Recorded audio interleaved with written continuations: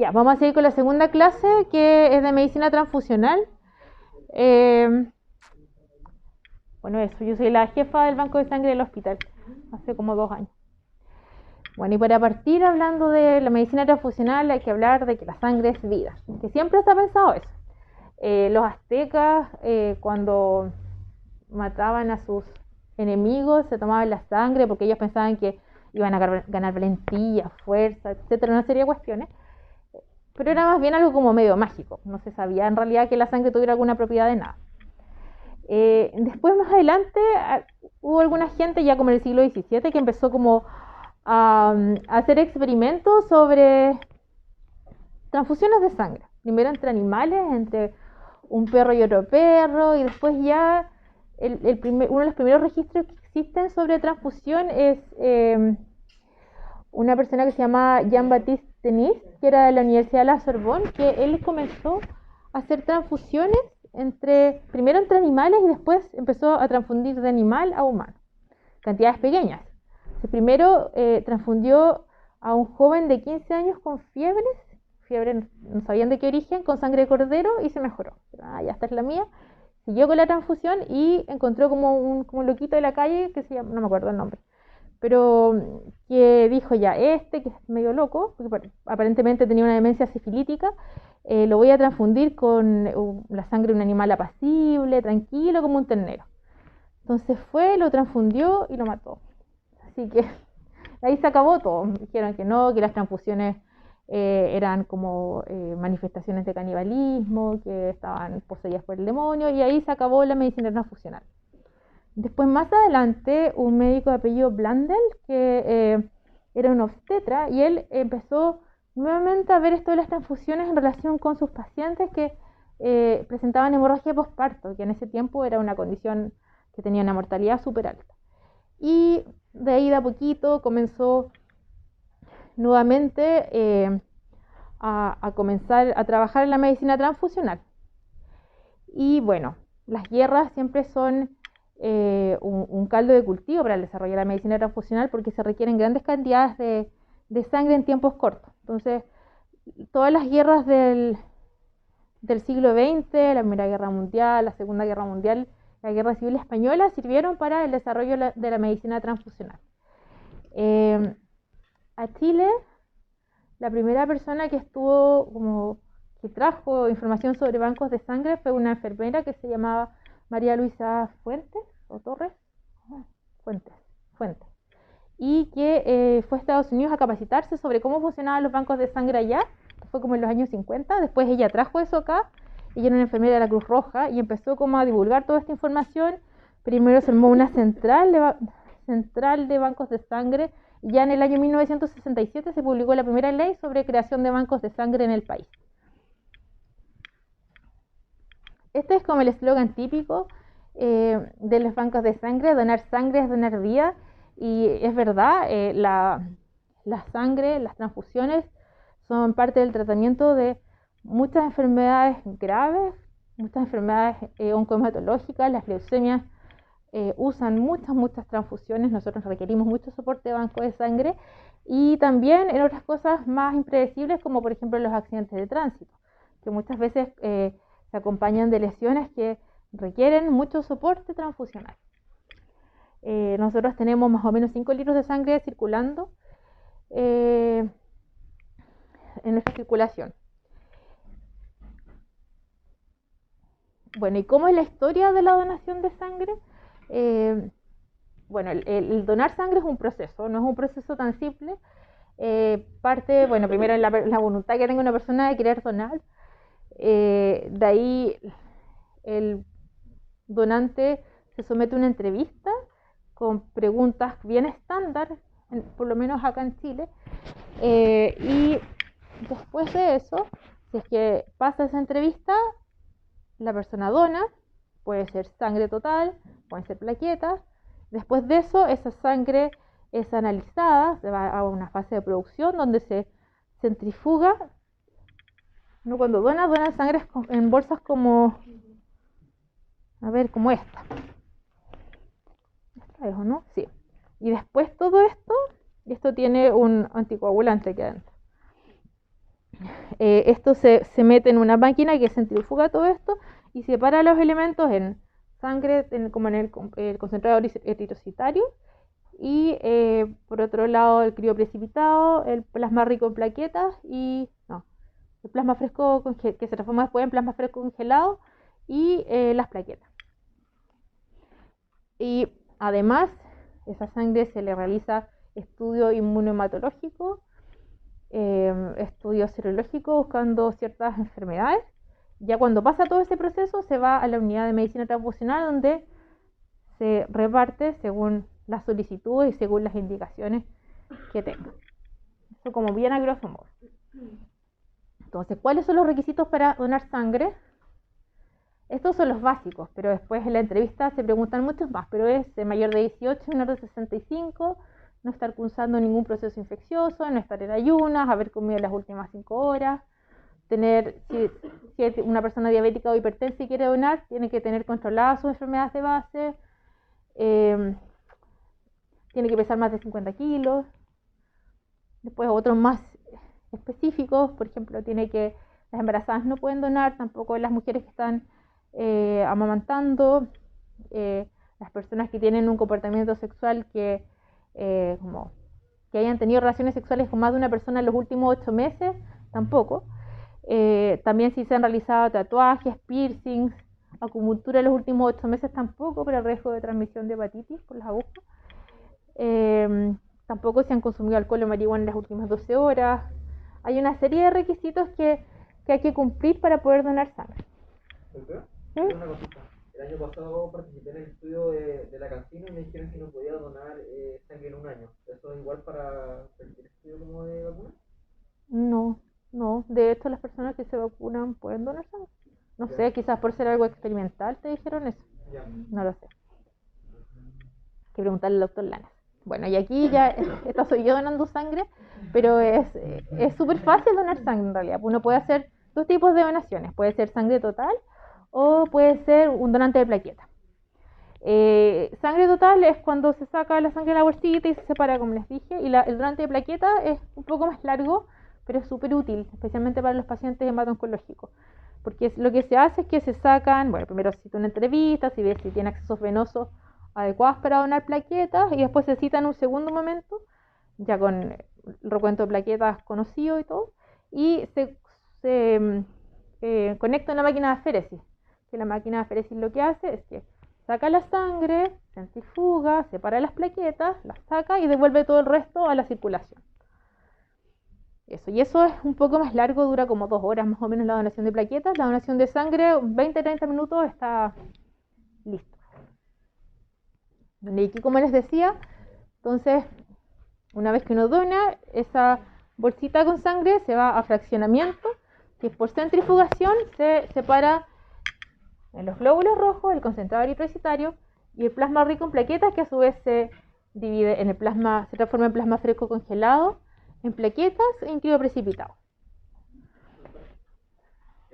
Una consulta, la donación de plaquetas se produce en los mismos centros, por ejemplo, que está al frente del hospital, o propios hospitales. Nosotros, o sea que depende de lo que tengan implementado. Nosotros lo tenemos solamente en el hospital, porque la máquina de aféresis está ahí.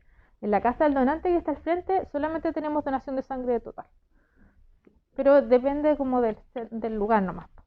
Si uno quiere donar, por ejemplo, plaquetas, Al hospital. se saca la hora y Hay unos números, bueno, tenemos nosotros redes sociales, tenemos Facebook, Instagram, tenemos un teléfono con WhatsApp para comunicarse.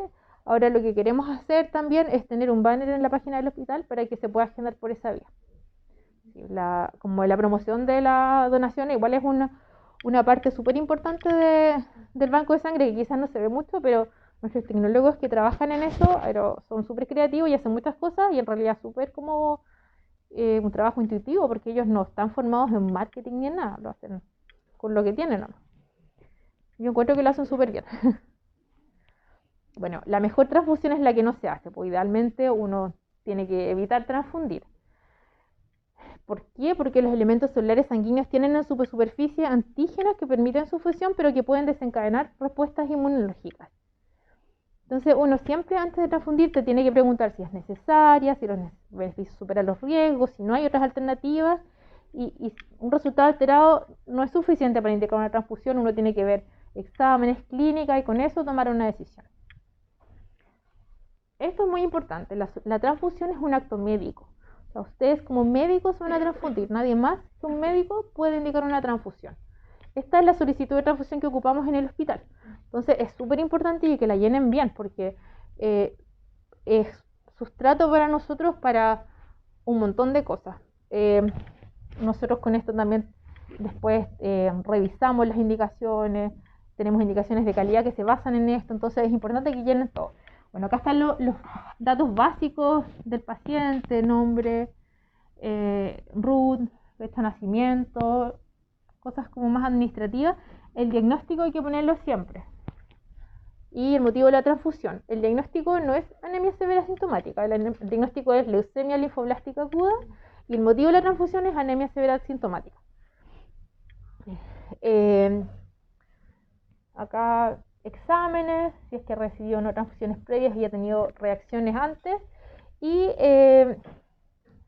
acá lo que se puede transfundir: glóbulos rojos, plasma, plaqueta, crioprecipitados y otros que en realidad eso está como más reservado para las flebotomías terapéuticas, para la sangría. Y acá es como la urgencia que tiene la transfusión. Hay una transfusión que es por código rojo, que es solo de glóbulos rojos, que es inmediata, que es solo tiene compatibilidad BO y RH y no se le hacen pruebas de compatibilidad, lo cual es peligroso para el paciente. Pero en una situación de riesgo vital uno lo puede hacer. La urgente, que es menos de 4 horas, la no urgente, que es hasta 12 horas, y la electiva, que necesita el paciente después de transfundirse. Entonces, primero lo que uno puede transfundir: glóbulos rojos. El volumen de las bolsas de glóbulos rojos va entre 200 y 300 ml, tiene un hematocrito de un 70% en general, se almacenan a 2 a 6 grados y tienen una duración larga, 35 a 42 días, pero una vez que uno abre, dependiendo del preservante que se usa, pero una vez abierto, solo dura 6 horas. Se administra en 1 a 2 horas y se puede administrar hasta en 4 horas, no más que eso. Y siempre recordar que una unidad de glóbulos rojos aumenta en 3% el hematocrito y en 1 gramo por decilitro la hemoglobina. Eso es lo que uno debería esperar. La indicación, esto yo espero que se tengan una idea general de la indicación, pero idealmente uno debe ocupar una estrategia restrictiva, que debe ser evaluada según síntomas y nivel de hemoglobina. O sea, debe siempre tratar de no transfundir. Bueno, si hay pérdidas agudas de sangre y la hemoglobina está menor a 7 o el hematocrito menor a 21, ya hay nada que hacer, hay que transfundir. Pero cuando está entre 7 y 10, ahí ya depende más del criterio clínico, o sea, si el paciente tiene signos de hipoxia. Eso. Este señor es Karl Landsteiner, que es un patólogo austriaco que ganó el premio Nobel en 1930 gracias a que descubrió y describió y tipificó los sistemas sanguíneos, que son los responsables de la compatibilidad de las transfusiones y de la enfermedad hemolítica del recién nacido. Entonces lo que él hizo en realidad es un hallazgo, o sea, es algo muy importante para la medicina transfusional, porque antes se transfundía más bien a ciegas y él logró identificar qué era lo que hacía que las transfusiones no fueran exitosas.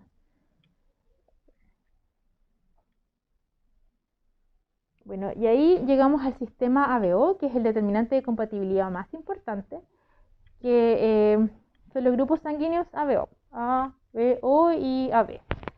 ¿Y en qué se basan? Se basan en que los glóbulos rojos tienen en su superficie antígenos que se llaman aglutinógenos, que son grupos carbohidratos y que pueden ser una galactosamina en el caso de los grupos A, una galactosa en el caso de los grupos B, ambos, galactosamina y galactosa en el caso de los grupos AB, o no pueden tener ningún antígeno, en el caso de los grupos O.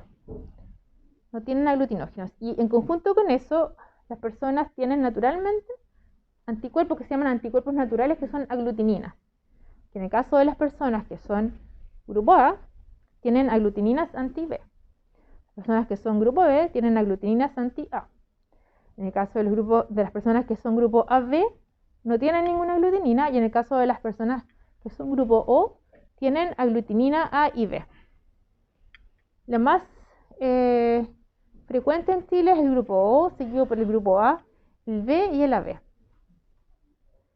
¿Por qué es importante esto? Porque el sistema BO es el responsable de la reacción hemolítica transfusional severa e inmediata, que se da cuando a una persona se le transfunde sangre que es incompatible según el sistema ABO. ¿Se entiende? ¿Sí? Para la donación de plaquetas, cuando alguien necesita plaquetas, ¿esto también es determinante para la No, solo el glóbulo rojo.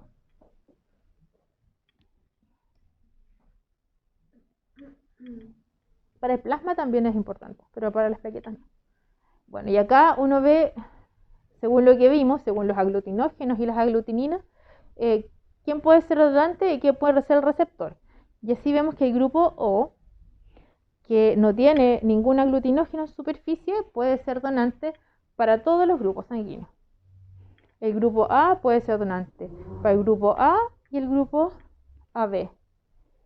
El grupo B puede ser donante para B y para AB, y el grupo AB solo para el AB. Mientras que por el otro lado, el O solo puede recibir del O, el A de O y A, el B de O y B, y el grupo AB es el receptor universal. ¿Se entiende esto? ¿Sí? Ya. El sistema RH, que es otro de los sistemas que describió Lance Steiner, es el que tiene segundo lugar en importancia, también es un determinante de compatibilidad de las transfusiones. Este exclusivo de los glóbulos rojos aparece en la quinta, sexta semana de gestación, y lo más frecuente es que las personas sean RH positivos. Un 85% de la población es RH negativo y un 15% de la población es RH positivo y negativo. Esto se descubrió porque Lance Steiner, con un colega de él, inoculó unos conejos con glóbulos rojos de unos monos que se llamaban monos rhesus.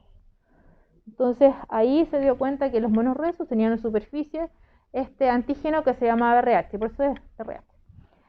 ¿Y por qué es importante? Porque es el principal causante de la enfermedad hemolítica del recién nacido.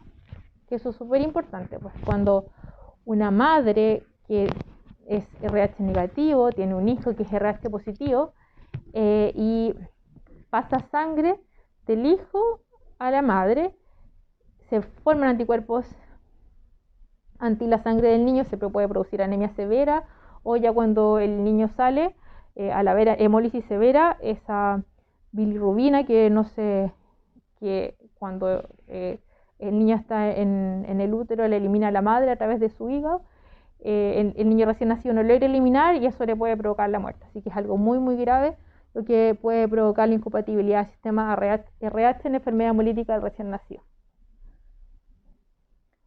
También hay otros sistemas que no son RH y no son ABO, que es importante saber que existen, porque esa es la razón de por qué cuando uno pide una transfusión, hace reclasificación ABO, hace reclasificación RH, y además hace esta cosa que se llama pruebas cruzadas, que es mezclar el suero del paciente con la sangre de la unidad que se va a transfundir. En el fondo es para buscar si es que hay alguno de estos antígenos que no son ABO, que no son RH, pero que también pueden provocar, pueden sensibilizar al receptor de la donación. Ya, en las plaquetas, que es lo otro que uno puede obtener de un donante, hay dos tipos de formas de obtener plaquetas. Uno es de esto, de cuando uno dona sangre total y de ahí se centrifuga y se sacan una unidad de plaquetas. Esa unidad se llama donante al azar. Tiene un volumen de 50 ml con esa concentración de plaquetas Y en general las plaquetas se almacenan a 22 grados, duran 5 días y se tienen que almacenar en movimiento. No sé si han ido alguna vez al banco de sangre adentro, ¿sí? ¿Viste las plaquetas que se mueven como en unas camitas, que se están moviendo porque si no, no sirven, ¿sí? Pierden su función?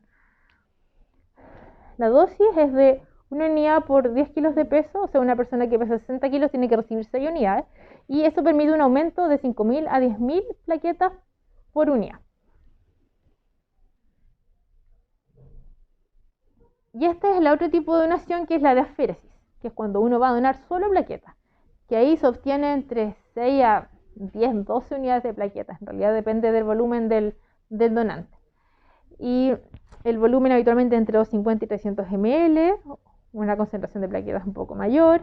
El almacenamiento es igual que de las plaquetas de donante al azar, que esas plaquetas de donante al azar, cuando uno dona sangre total, solo te pueden sacar una unidad de plaquetas. Entonces, lo que se hace es que se junta una unidad de plaquetas de varios donantes y se hace un pool de plaquetas. Esta es solo de un donante único. Entonces, tiene la ventaja de que tiene menor riesgo de inmunización o infecciones en relación a pool de plaquetas. Porque pool de plaquetas son varias personas que donaron. Esta es solo una persona. Entonces, estas son las que habitualmente se usan en pacientes hemato-oncológicos. Porque reciben muchas transfusiones, entonces la ideal es no sensibilizar. Y aquí están las indicaciones, como bien estricto en realidad, cuando las plaquetas están menor a 10.000, cuando están menor a 20.000 y hay un factor de riesgo hemorrágico, por ejemplo sepsis, o cuando hay que instalar un catéter, cuando son menores a 30.000 y estamos ante un diagnóstico como una leucemia promielocítica aguda, que es una leucemia que tiene como característica presentar una coagulopatía en los primeros 15 días desde el diagnóstico, y que esa coagulopatía puede producir la muerte de ese paciente. Cuando se usan fármacos como la linfoglobulina, también uno debería transfundir si tiene menos de 30.000 plaquetas. Y ahí, todas las otras indicaciones. Acá es lo mismo, cuando hay hemorragia activa hay que transfundirse, las plaquetas están menores a 50.000, cuando hay disfunción plaquetaria, después de una cirugía cardíaca, también relacionada con la disfunción plaquetaria, y contraindicación de transfusión de plaquetas en el PTI, que es púrpura trombocitopénico inmune, que lo van a ver seguramente en alguna de las clases, y que se produce destrucción inmune de las plaquetas. Entonces, transfundir plaquetas no tiene sentido porque van a ser destruidas por una vía inmune, a menos que sea una urgencia de riesgo vital. Y PTT, que es el púrpura trombocitopénico trombótico, que tampoco se transfunde en plaquetas porque favorece la formación de trombos, al igual que en la trombocitopenia inducida por heparina. Para la administración no requiere estudio de compatibilidad, las plaquetas se administran rápido, entre 20 a 30 minutos, y uno puede ver el rendimiento midiendo el incremento corregido. Pacientes que desarrollan refractariedad a la transfusión de plaquetas, y ahí uno tiene que hacer algunos manejos, hacer bien un diagnóstico, ver por qué y manejarlo. Plasma fresco congelado es lo otro que se saca de la donación de una persona que dona sangre total. Tiene un volumen de entre 200 y 300 ml y contiene plasma más todos los factores de la coagulación, albúmina y fibrinógeno. Se almacena a menos 20 grados y dura 1 año congelado. Y después ya cuando se descongela dura solo 24 horas. La dosis es entre 10 a 15 ml por kilo. Tiene indicaciones bien específicas. Habitualmente como que se sobreindica. Pero esas son las indicaciones de plasma fresco congelado. El crioprecipitado, eso se llama crioprecipitado porque se le da un golpe de frío al plasma, y lo que precipita, que es factor 8, von Willebrand, fibrinógeno y factor 13, es lo que queda, y eso se guarda, dura 1 año, igual que el plasma fresco congelado. Se administra en esa dosis y en realidad ahora no tiene mucha utilidad. Antes se usaba más cuando no habían liofilizados de factores de la coagulación. Claro, pero ahora que hay liofilizados, que son fármacos que tienen como mucho menos riesgo de transmisión de infecciones, no tienen los riesgos asociados a la transfusión, se usa poco. Tiene indicaciones súper puntuales también. Ya, esto es como un resumen. Hemocomponentes especiales, hay algunas cosas que se pueden hacer con los hemocomponentes. Se pueden filtrar, que lo que permite el filtrado es que se leucodepleten, que salgan los glóbulos blancos de lo que se van a transfundir, que pueden ser plaquetas o glóbulos rojos, y disminuyen un 99% de los leucocitos residuales. Permite prevenir reacciones febriles neumolíticas en pacientes politransfundidos. Previene a la inmunización HLA en politransfundidos o en candidatos a trasplantes de progenitores hematopoyéticos, trasplantes de médula. Previene infección por citomegalovirus en inmunosuprimidos con serología negativa. Y esos son los filtros, son distintos. Hay unos que son para glóbulos rojos y otros que son para plaquetas. Y por eso es súper importante poner el diagnóstico en la solicitud, porque en el banco de sangre saben que si llega, por ejemplo, alguien con una leucemia, tienen que filtrar la unidad. Los irradiados se irradian. Son glóbulos rojos y plaquetas irradiados con 25 a 40 Gray, y eso inactiva la replicación de linfocitos T residuales y previene la enfermedad injerto contra huésped transfusional. Es una complicación rara de las transfusiones, pero es súper grave. Estas son las indicaciones: pacientes con inmunodeficiencia de algún tipo, ya sea porque están sometidos a trasplante, en anemias aplásticas, en tratamiento con análogos de la aspirina. Eso.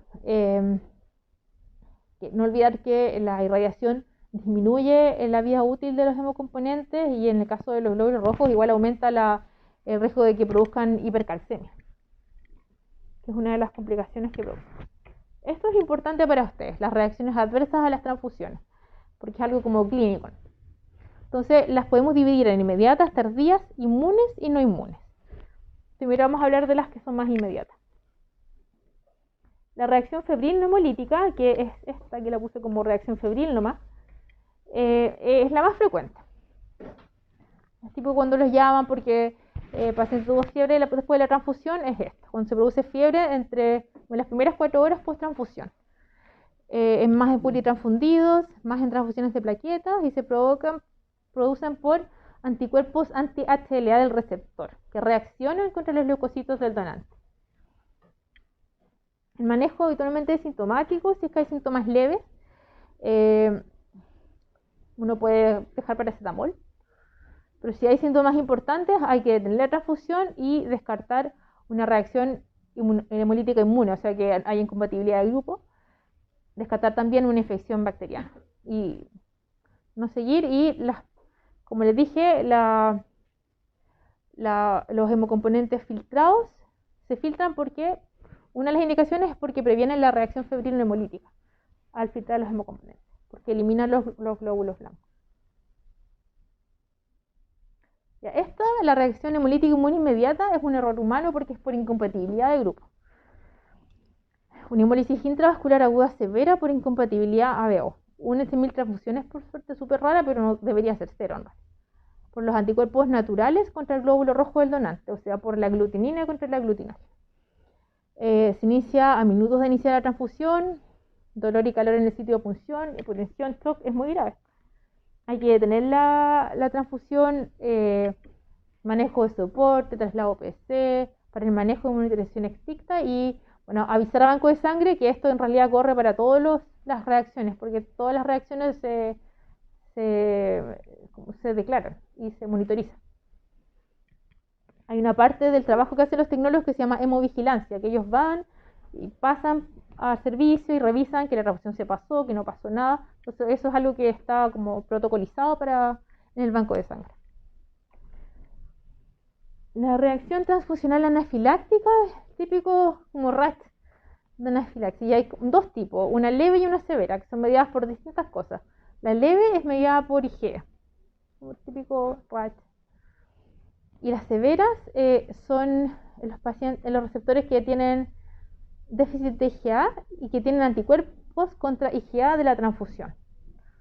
Ya. Las leves son mucho más frecuentes que las graves, por suerte.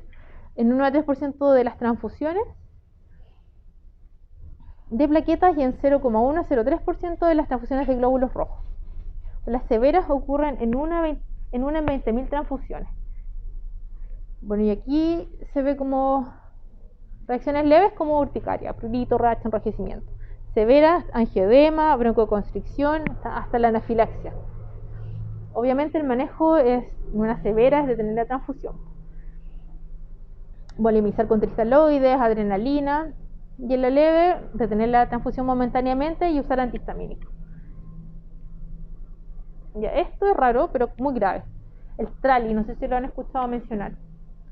Es la injuria pulmonar aguda inducida por transfusión, que es una reacción grave que tiene alta mortalidad y es un síndrome de estrés respiratorio post-transfusión que parte como las 6 horas post-transfusión y se resuelve a las 48 horas.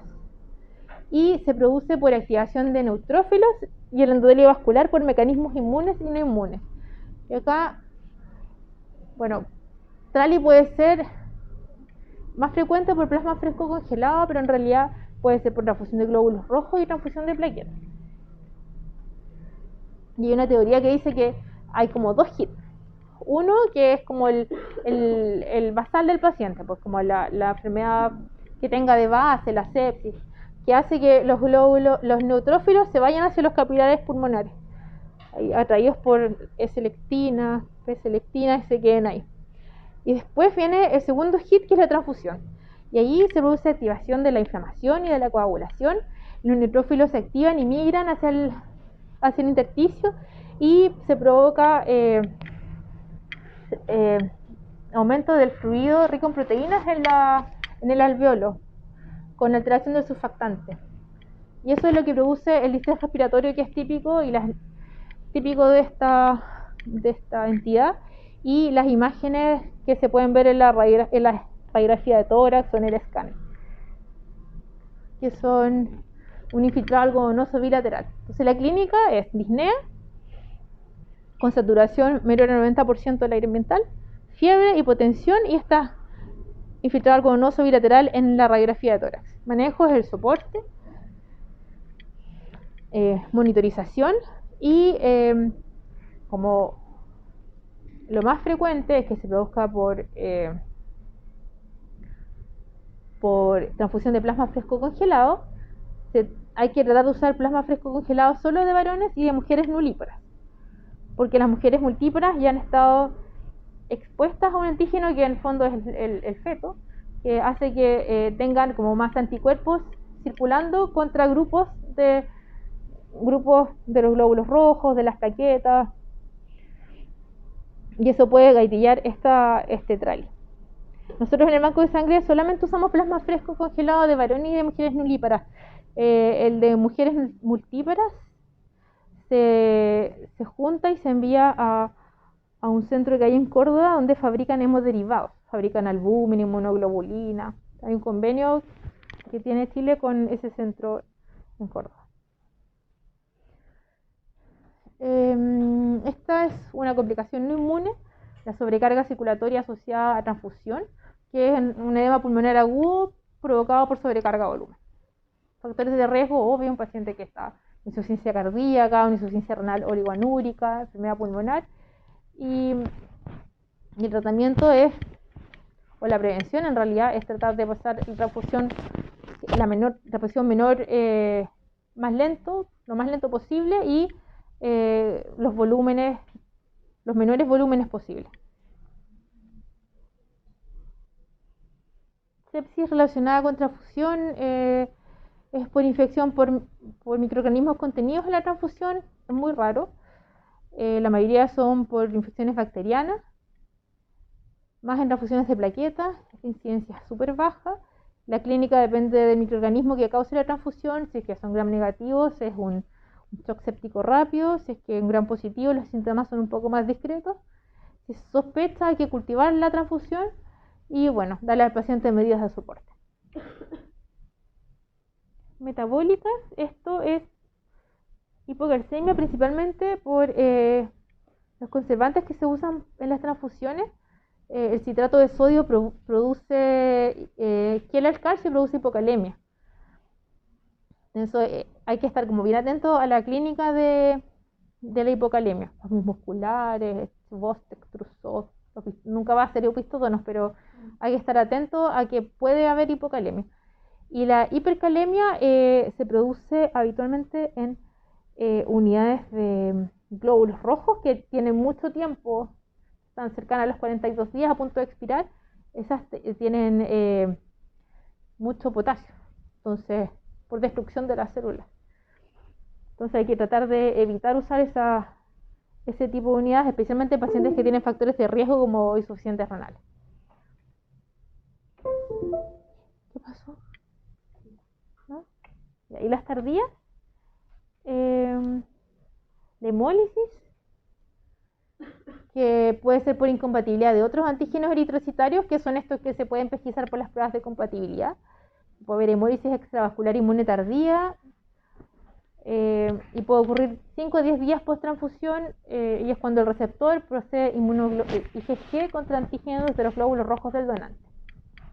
Y la clínica es de hemólisis: anemia, ictericia, laboratorio de hemólisis, puede haber un test de Coombs positivo, y manejo, hay que tratar de identificar cuál fue el antígeno causante de la hemólisis, y transfusiones posteriores, buscar que las unidades sean negativas para ese antígeno en particular.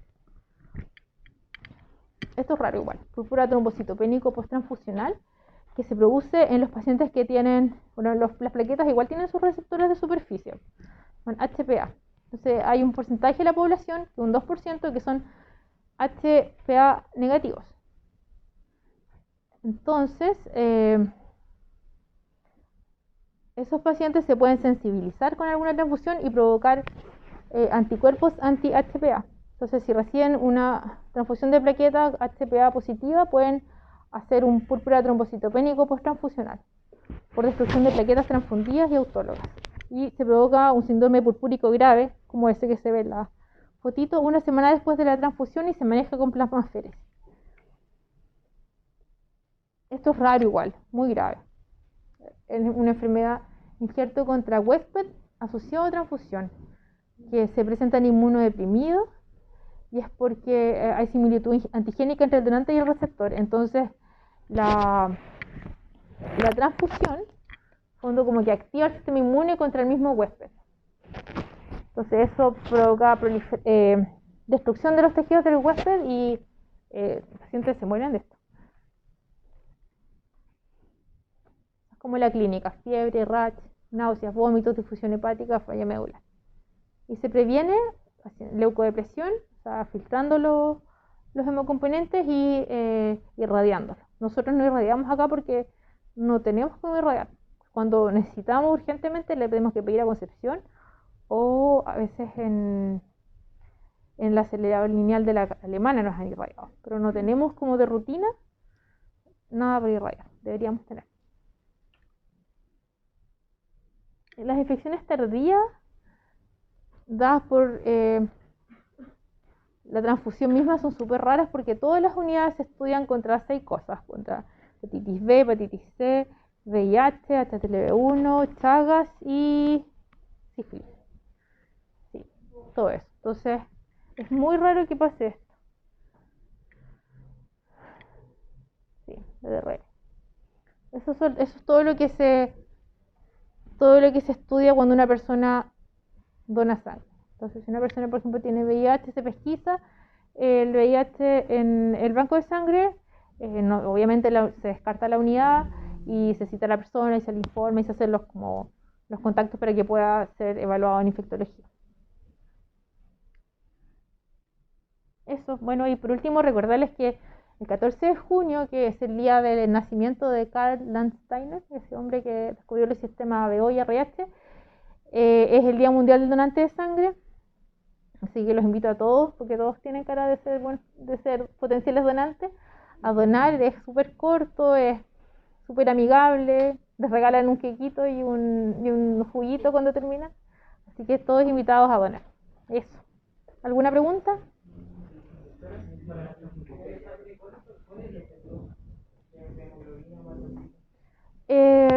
Depende, pues, porque anemia asintomática que disminuye los síntomas. Depende de la indicación. ¿Pero normalmente se administra una unidad o debería dejar una unidad. Excepto, digamos, algo así como una anemia muy severa, hemoglobina 4, y ahí dejaría 2. Pero si todo eso, viendo el paciente, viendo, por ejemplo, si es suficiente cardíaco, quizás no le va a poder dejar 2, le va a tener que dejar una y esperar. Si está en diálisis, lo mismo. Entonces, Y si, por ejemplo, a un paciente se le administra una unidad, pero después no mejora sintomáticamente, ¿se le puede volver a administrar otra unidad? sí, en el fondo es revertir la hipoxemia, ese es como el objetivo principal. Eso. ¿Alguna otra pregunta?